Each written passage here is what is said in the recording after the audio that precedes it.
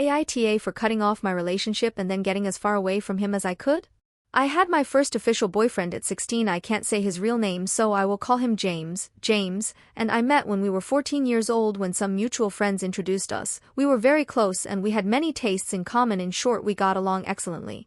When I turned 16, James and I got together, but there came a time when I didn't feel comfortable with the relationship. I felt I couldn't be with anyone but him. He wanted to be with me all the time and eventually isolated me from all my friends. When I realized this, I tried dating more friends and eventually realized all the red flags James had, so I broke up with him.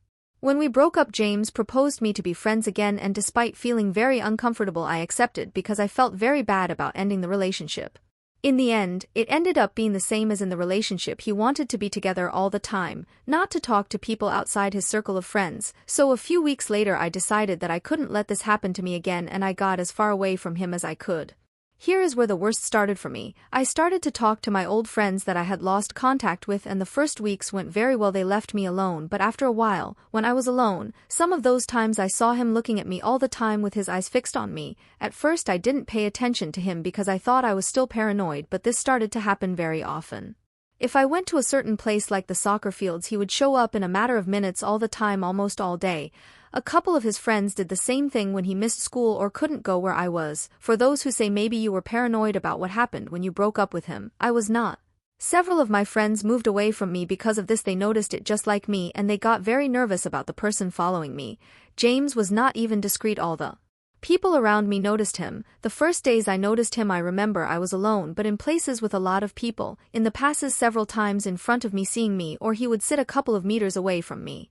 This went on for months. I remember a friend, Alex, told me that James would climb to the top floors of the nearest building to see me from above without me noticing him. Little by little I was hiding almost all day at school. Nobody helped me. My mother said it was no problem. The only person who listened to me and told me to tell him if he tried to do something to me to tell him was a cousin on my mother's side of the family. I was very scared and I started begging my friends to never leave me alone. They hid me the best they could from him and they listened to me by not letting me be alone. Almost at the end of the school year, the friends that he sent to watch over me came to me and gave me a letter and told me they would come for me to see James the next day. When I read the letter, it said that he loved me and wanted us to be boyfriend and girlfriend again. I was honestly very scared. For the next day I wrote him another letter and told his friends to take it to him. James didn't say anything to me after that, but he didn't stop following me. I want a few last things before finishing the story.